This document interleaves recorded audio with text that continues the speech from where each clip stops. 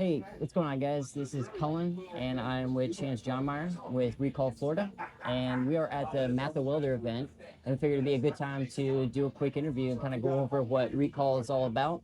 So, just guys, kind of start off right there. So, like, give me like an overview on Recall Florida, what the overall goals are, kind of where you're at right now. Well, first, Andrew, I'm excited that you drove all the way up here from Sarasota. I mean, that's a Yeah, long way to yeah. travel at 6.5 hours to come up here and see Matt. I mean, that's pretty cool. That's dedicated. That's dedication right there. I didn't know if I was gonna make it. Every time I turned the car off, I didn't know if it was gonna turn back on because it was just at the shop. But luckily I made it. So Right. yeah. Well, in the state of Florida, in 1968, the Florida legislature passed a law that allows 20 counties to recall corrupt county commissioners, that and municipalities or the incorporated cities. There's just one problem with that. That leaves 47 counties that cannot recall corrupt county officials. We see that as a First Amendment right. Excuse me, a right to petition our government for redress of grievances. So what we did is we just from 2021, we took a year off in 2024, and we just tried to legislate a constitutional amendment to allow all counties to recall corrupt county officials to give the citizens a voice. Yeah, and that's crazy because I didn't even know that you weren't able to do that in certain areas until I think there was something with our local school board, even where I'm at. It had to be like the governor that pulled them, and we're kind of still dealing with stuff with that. But do you think that the way that it's set up right now, that they don't, the people at the top don't want you to be able to recall because they want to be able to keep their guys in? And is that what part of the issue is with getting this changed? That's exactly what that is. Our elected officials, we can look at the federal level, we can look at the state level, we can look at the local level. They simply refuse to be held accountable. And right now, the citizens don't have any power to change that. So they really kind of have a lock. They have a lock on their seats of power, and we really have to change that.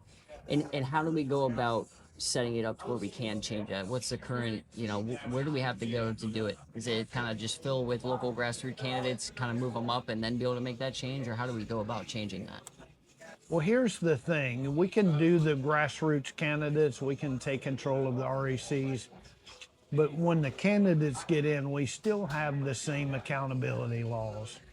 Around that same time in 1968, they took away criminal charges from those that were local elected officials, and they come up with a Florida Commission on Ethics. Right. And the Florida Commission on Ethics is the one that has to make that decision. And it's gone downhill from there. I mean, I think in the late 1990s, we scored a D- as far as ethics in government. I mean, it's really crazy. And I think even with that commission, they changed it to where you have to have firsthand knowledge. There was something that happened with Right. that, so it's even harder now to where if let's say I hear somebody, speaking about something going on, or I figure it out, if I don't have firsthand knowledge of that, do they even take it now, or do they just boot it right out of the system? We've talked to so many people over the last 5 years that we're convinced that it's there to protect the elected leaders more than anything. Just last year, we had the ethics commission had an ethics problem. One of the chair of the ethics commission was taking $400,000 from Reedy Creek. He had taken a job with Disney Corporation and still sitting on the Florida Commission on Ethics. Oh, the whole thing's crazy. It just doesn't make any sense. Wow. And that kind of leads into, I was going to ask about FWC, because we kind of talked about that a little bit earlier. But I didn't even know the whole structure of that. I wasn't paying attention to it, just being honest. I think a lot of times I kind of wait till I hear certain things, but I'm trying to take a more proactive look at it. But it's hard because there's so much. And so when I looked at the FWC, I didn't know that it's pretty much like developers that are sitting on the FWC board, if I'm not mistaken. That makes no sense at all. I mean, our FWC is supposed to be protecting our fish, wildlife, and the environment that allows that to coexist in the state of Florida. And then, we get notice of Rodney Barreto. He has some kind of arrangement. He has firsthand knowledge because he has access to the entire state of what's going on. And, we sit back and we wonder why all of this land's getting sold Yeah. and bought up by these developers and home builders, and it's just a mess. It's a shame too, because I think a lot of times it comes off, like people, what I've noticed when I post videos or post about, these developments coming in, and I think a lot of people, they, more people are taking time to understand the issue, but some people kind of, they might not be paying attention. It might just be, they're scrolling through and they see it. And their initial reaction is that, well, where are people going to live? And it's like, that's not really the crux of the issue. It's more so of how these things are getting rezoned. How you know what I mean? Like it's obvious that we need, people need places to live, but there's a lot of homes that are sitting empty. First of all, and then second of all, it's also how they get into where they're at. They're using different zoning. The way that they come into different areas. I think there was even something that they're either talking about doing or that they're in the process of doing, where a developer can go into, like let's say it's AG land or something. If the commission says no, then they can challenge it. If there's something weird to it, it seems like they're doing everything they can to make sure that a developer wins over the community. And the way I see it is, if the community says, "Hey, we don't want this," they don't want it. And it's like we don't need progress just for the sake of progress, and who determines what that progress is? So I don't. The Home It's a Builders mess. Association I'm convinced, has complete control over the state of Florida. In the state of Florida, we have a law that says a county commissioner or elected official cannot enter into contract with an entity that they have control over. But yet, even in my own home county, we had a county commissioner that bought 5 acres of land for $75,000, and only 3 acres of it was usable. And then he turned around and sold that to a developer for over $500,000. And they turned around and made an RV park out of it. But when you have your your state attorney's office, and they're not doing anything about this, it really cuffs the hands of the citizens. The citizens really, our state attorneys are voted on by the people, and the citizens really need to get involved in that election, vetting those state attorneys to find out where they're at. I think Amira Fox is up for re-election this time around. That's a big thing that I think a lot of people need to really. I think you're right on that. Even down to judges as well. That's one side, but you're typically just handed like a voter guide, and it's just vote for them. That's who we say. You have no idea who these people are. Right. You kind of know maybe the school board candidate, these other, but you don't. Most people do not know them, and it's very hard to look it up as well. Right. So one thing we're trying to do is start looking up the cases and how they've handled it, but that's a lot of work. It is a lot of work. It's a lot of work, and I think they kind of bank on that too, right? It's like, you're kind of you're going through your daily motions, you're going to your job, you get home. Where do you find that time to sit there and thoroughly vet every single person? And it's very difficult. Then you have to get public records, you have to pay for those, and that's a whole nother thing. And I think a lot of it too has to do with it's almost like a intentional demoralization. Like, you can think that you're going to make a change, but we're going to just wear you out. Like, I think a commissioner in Manatee said something similar, like about the Terracea. They were going to put a cruise port. There was talks of a cruise port going in, and he had mentioned something on his Substack that said, we've seen this before where citizens get amped up, but over time it dies down, and they bank on that. They bank on you getting tired, worn out, and you'll see it too with like these proposals. If they see, a developer puts a proposal in and the community gets in an uproar, they'll pull it before it gets voted on. They'll wait a couple of months and then they'll submit it back in, and hopefully, you're not going to show up And so I think that's why it's important for groups like Recall Florida and getting, more people involved. So like, what are some ways that people can get involved with Recall Florida? I know you guys have a really big Facebook group, and I've watched the growth of it. I think you guys are doing an awesome job. It's steady growth, and I can tell like there's a lot of momentum building. Different people that are joining, really good qualified people. But what are some ways that people can get involved in their area with Recall Florida and helping with gathering info and taking action? I think probably one of the biggest things I want to say is I've been doing some research on Gen Z. Yeah, Gen Z is age yeah, 14 to 29. The young people, here in the state, we have a voice. We have the power, but we have to use it. And you're welcome to come to our page, Recall Florida Group on Facebook. We're also on X at Recall Florida.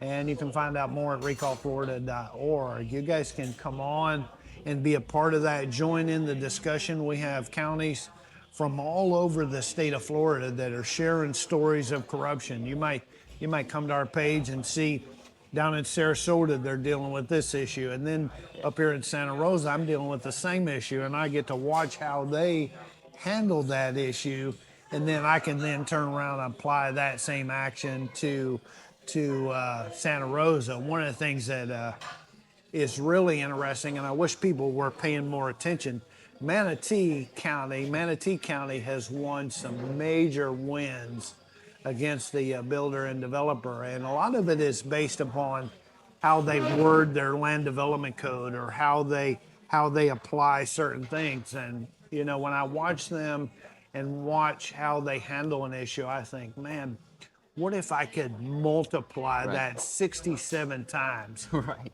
We could just about bring an end to a lot of this control that's going on and this overdevelopment. I think we could put a serious halt to that.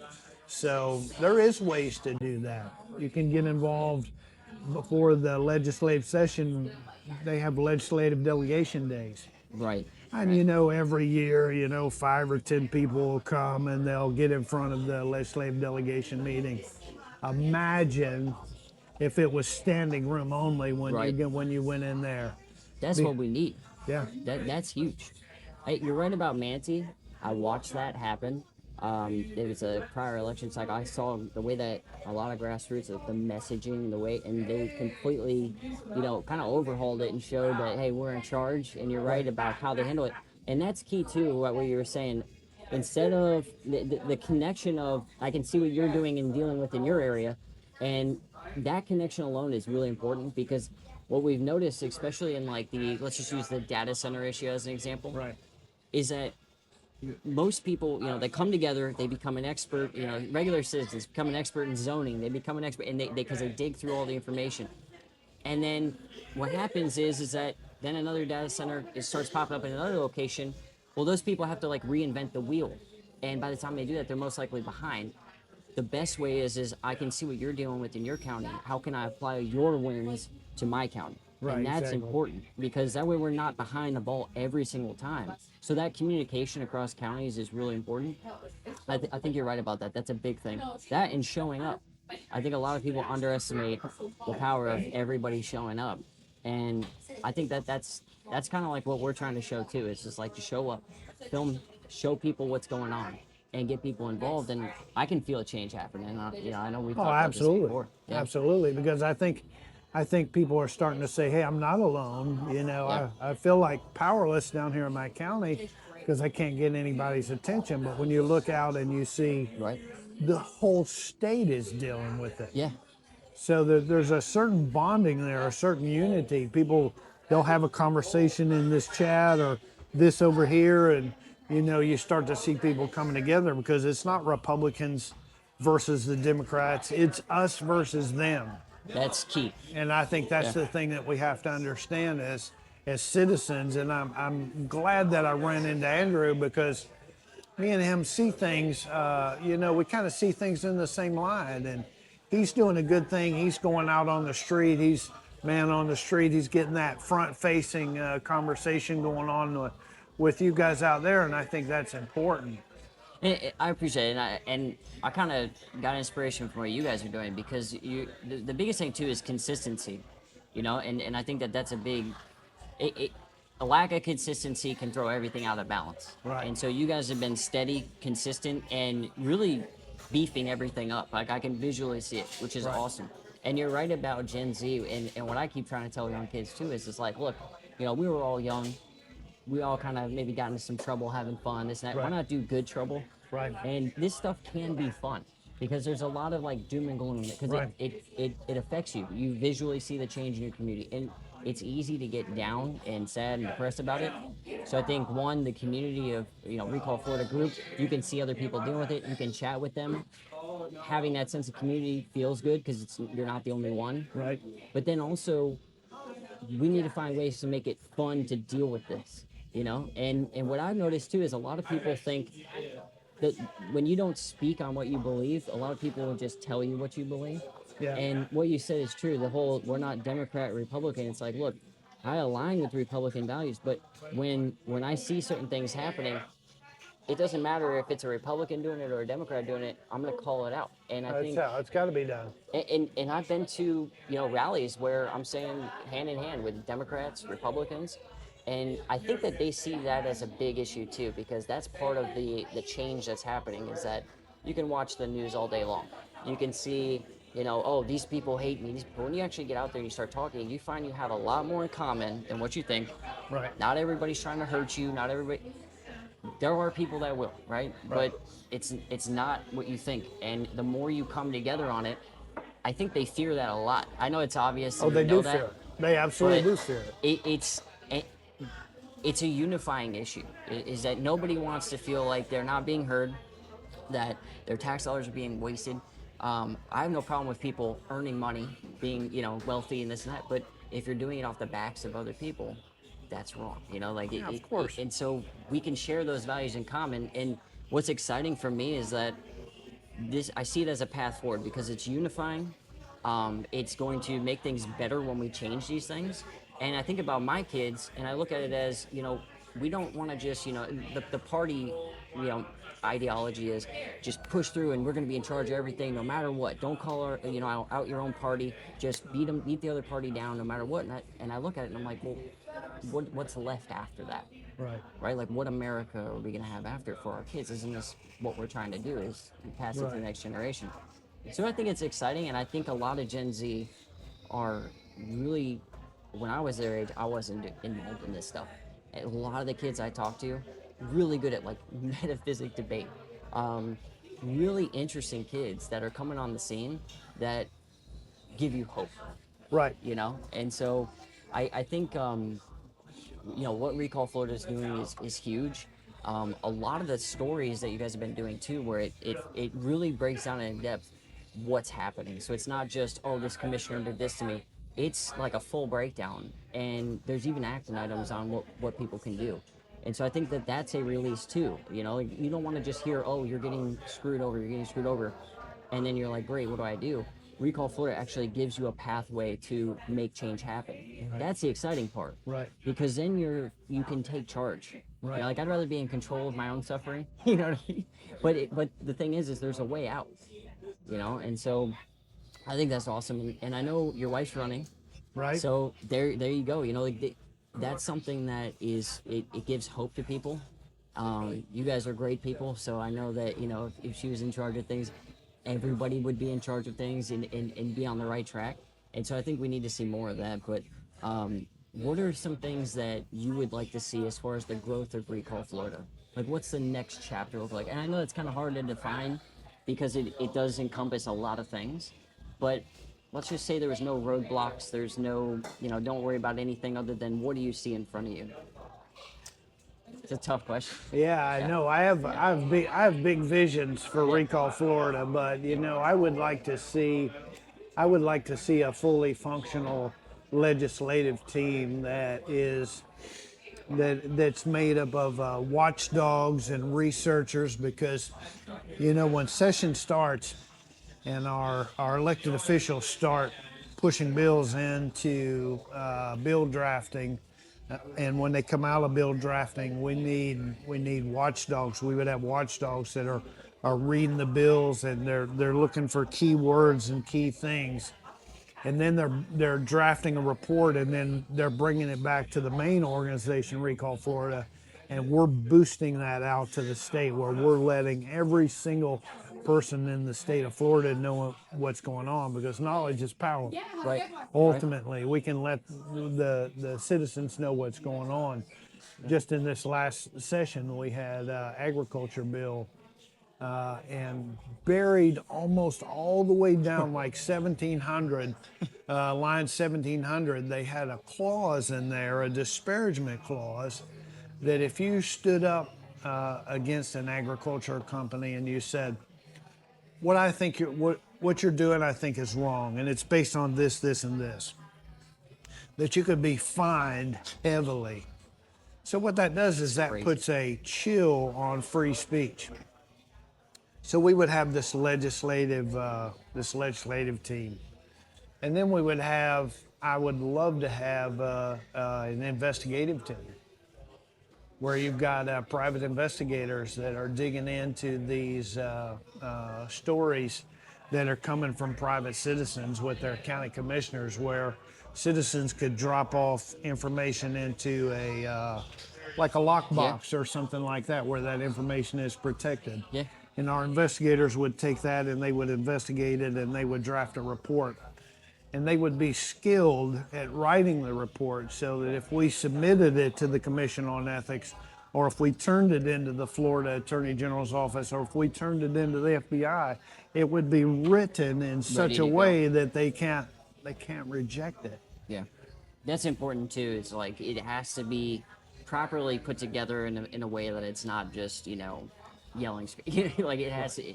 But I think that's totally feasible too. And like if anybody watching wants to get involved in something like that, it literally just takes you reaching out, and what time involved is that's all stuff that can be figured out later. The biggest thing is I think a lot of people feel when they get involved in something they have to go all out. No. That's the issue, is that it's not like that.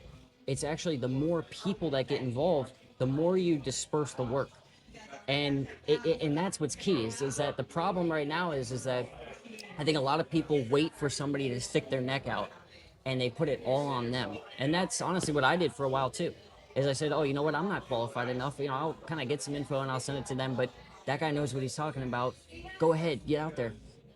We need to diversify the risk as well, right? Because if that one person's out there, they dig into them. They find, what they said when they were 10. They all this nonsense that's like, look, if we see a person where they're at right now, they're a decent person, they're trying hard, we should, we need to back them. But we also need to do the same as what they're doing too. We need to step out there. We need to all put our necks out, stand up, and do what's right.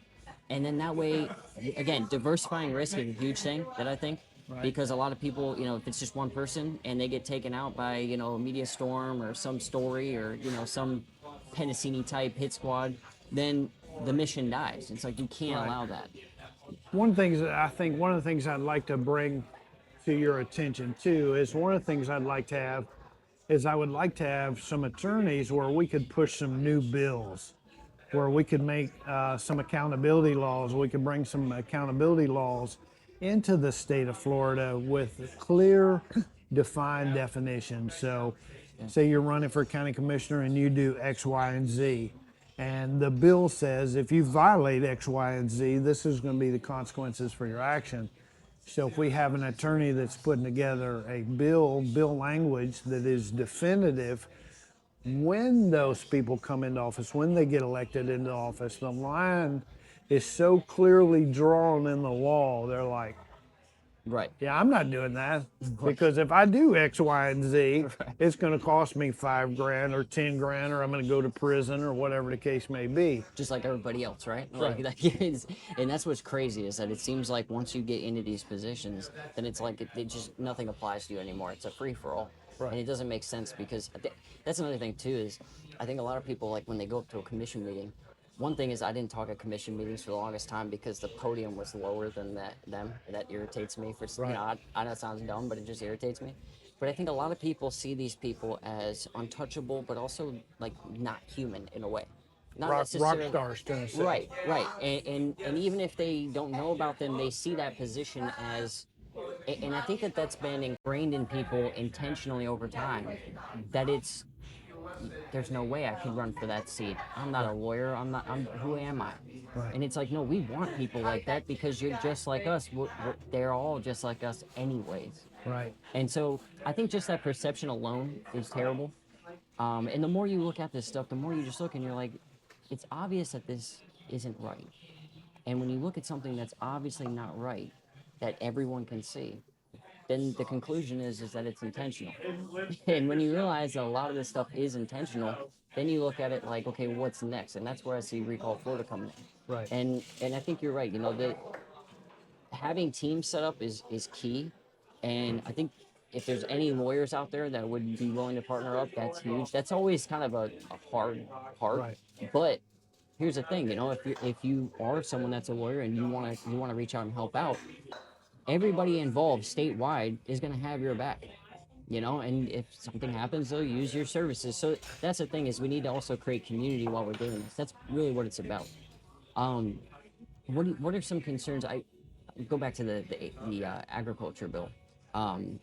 I remember seeing you actually went to Tallahassee, I did. and was it the Captains for Clean Water? It was Captains Yeah. for Clean Water. Captains for Clean Water did a fabulous job. They did. They are an incredible organization of men and women that were very well spoken. They were very professional. They dressed really nice, and they had good decorum when they went to Tallahassee. I was very, very impressed with them, and they were persistent. Yeah. They had good social media presence. They had a really tight group of individuals, and you know, I don't have a problem with copying somebody else. I don't have to take credit Right. for something like that. If you're doing a good job, and if it's all right with you, if I can copy that and create change in Florida, I mean, that would be great. And it's true. It's like, and I didn't see it as like copying. Like the thing is like, don't reinvent the wheel. You know, Right. like, and that's the issue, is that that's always going to get you behind. Is because, like, look, if you see a framework that works, let's use it. And the Right. more we can work together, the more the better. You know, and also again, diversifying the risk. The more groups, the better. Collaborating, you know, and even having niche groups that focus on certain things. Bring your info to Recall Florida, because then you have a statewide. That's the uniqueness, I think, about Recall Florida, is that it's statewide. That's what's key. Right. I don't think there's any other group that does something similar to you that is statewide. And that's why I see it as you guys are the best position to actually, I'm not, you know, degrading any other groups, but what I mean is you are the best position because the massive range that you can reach. Right. And that's what's key about Recall. So like, if you are a group in, you know, let's say it's Manatee County or Sarasota County, bring your information, like work together with Recall Florida, because then you do get that louder voice. You can take it to the main stage, and you have to take it out of your community. You have to help other communities as well. And so that's why I think I liked about Recall Florida the most, is that you guys do have that presence. And the thing with video too, if you can't tell with like the videos that I've been doing, is that I'm not a video guy. Um, the, the the point of doing video is what you're videoing, the Right. content. And so I think most people, and this is just an idea for anybody out there too, is that if you have a cell phone, just pull it out and film and post it. And what we're trying to do is help with ways that, let's say you don't know how to cut video, reach out to me. I'll show you how to cut the video. And if there's video pros out there that want to help, that know more than me, I'm all ears, because that's a big thing too, is that trying to act like you know everything, it makes it to where almost you don't know anything at all. Right. You know, and so I know my limitations, and I think what's great about Recall Florida as well is that everybody knows kind of like where they fit in this. Right. It's not like a vying for power. Nobody's trying to have control over the other person. And you guys are all ears with everybody working together, and that is key. I've seen so many organizations come together, and there's always people trying to be the main man in charge, this and that. You're very good at helping other people grow into the positions that they want to, you know, take a role in. Right. So I like that a lot. Which really not about us. When we started this in 2021, I didn't start this because I was looking for fame and fortune. I didn't start this because I was running for office. Yeah. I started it because I wanted to be a solution. You know, you got so many people that are sitting in front of their their computer, their keyboard warriors, they're doing this or that. The opposition, the people that are responsible for the overdevelopment and the corruption, they don't care if you sit on your computer Right. and complain and fight back and forth. I think they 'Cause you're- enjoy it to a certain degree Yeah, too. Some because of you're them not do. doing anything. Yeah. You're not accomplishing anything. We need people on the street like Right. Andrew that is talking to people. We have social media, young people out there that are brilliant with social media, that they're influencers. They could be going to the county commissioners. They could be talking. They could be doing deep dive research on these guys that are taking $250,000 from these special interests and saying, well, it says here you took $250,000 from X, Y, and Z. How does this affect this decision that you made? Yeah. And you start putting them on the spot. You're talking to Andrew, and you guys are putting that out there. It allows all of us to see what's going on. And when we all come together and we start working together, they lose. Right, exactly. Exactly. And that's why everything is keeping us apart. That's why everything you see, and you'll see people get in the comment section that'll say crazy stuff. And it's like, I never go more than like 2 comments deep unless it's a fruitful conversation. Right. Don't let it get to you. There's people that say terrible things about me. I've worked with kids since I was a kid, teaching martial arts, teaching, kids how to, grow character and things like that. And you'll have people that'll, say that I'm this and that, and it's just, they don't even know who you are. It's all to derail you. If it's not fruitful conversation, then move on. Don't let it get to you. But like, here's the thing. We were kind of talking about this earlier, is that we kind of joke around about the whole viral thing because the real life is this, and we want more people to do the real life instead of just sitting behind the screen. But when it hit January, I was talking to Cheyenne about this. I was like, look, I want to go like full in. Right. I want to start making video and this and that. I had said something on Facebook like 2 years ago. I think it was when, do you remember when the Bishop Amari Manuel, I think his name, he was attacked by like Yes. yeah. I shared that video and Facebook flagged me for promoting terrorism. Right. And so for one, it's insulting as you know what. Absolutely. And then on the other side is that I was essentially talking to myself on Facebook for like 2 years. Like it kept saying that I had a strike on my account. I would barely get, so I never really cared about, reaching a ton of people because look at me, I'm not even in half my videos. So if you're camera shy, you don't have to be in your videos. You can just talk to people and film. But we've hit like, I think it's 1.4 million views. It's not me, that's your voice. Right. And that's what I want to make important is that people are like, oh, Cullen's trying to be a podcast. It's like, you can say whatever you want. I don't even want attention. Like for the longest time, I didn't even want to be known. But there is a level that you have to get out there. You have to be willing to put your name on things. But again, don't make it about yourself. There's so many interesting people that I've met just in like the last couple of weeks. Right. That these people play a key role, but they don't have a voice because a lot of this is, again, it's got to be on Facebook, it's got to be on X, or else it didn't happen. And so the more you film, you have small conversations. You might not think it matters. People like seeing it. It encourages them to come out and start doing the same thing. So like, we need more people to do that. Just pull out your phone and hit the button. But if you're interested in getting involved, I think Recall Florida is the best place to do it because you'll meet other people that have other things going on too. And it all works together. It's an ecosystem. And so I really appreciate the work that you do with Recall Florida. I know your wife's going to do a great job when she gets in. And anything you wanted to add, I guess, to kind of close it out? No, I just, I want you to have a voice. Yeah. I want our government to hear, what we're saying. Because we really are. We outnumber them, number one.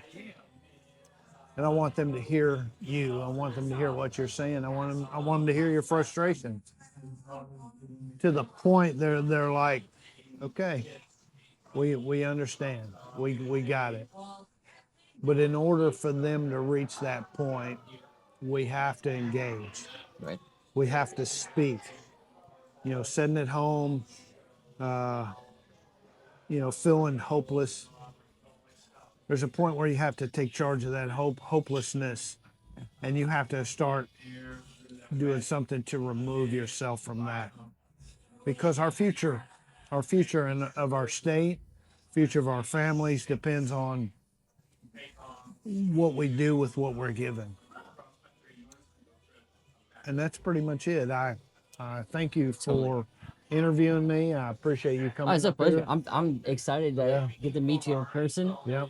Because honestly, like you have inspired me a lot, and I know we briefly talked, but you know, it's crazy. I think the older I get, the more emotional I am. Right. Right. Yeah. No, me But too. no, honestly, I see the work that you're putting in, and you've given me hope because again, the biggest thing for me is it can't be about one person, Right. and I know for a fact that that's how you go about this, and I appreciate that the most. That's like the key. It is key because it's how movements either continue or they die out. Well, I'm not gonna lie. I've thought about quitting more than once and just walking away from the whole thing. But It's tough. It gets hard. our network is over 5,000 people. We're going on 6,000 people. And I've really tried to give people a voice on Recall Florida. And for me to just walk away from that, Yeah. I feel like I'm giving up on those 6,000 people. And that pains me. Yeah. That pains me to feel like I quit. See, we need people that we elect in to have that same feeling that they take the work home with them. It never stops. And if you can't do that, then you don't deserve to be there. So, yeah, no, I Yeah, I appreciate appreciate you, Andrew. Yeah, Yes, sir. Thank you. Thank you very much. Hey, that was awesome. Recall Florida. Yeah, that's awesome. Yeah. I appreciate you. Seriously. No, I spilled coffee when I was talking. That's all right.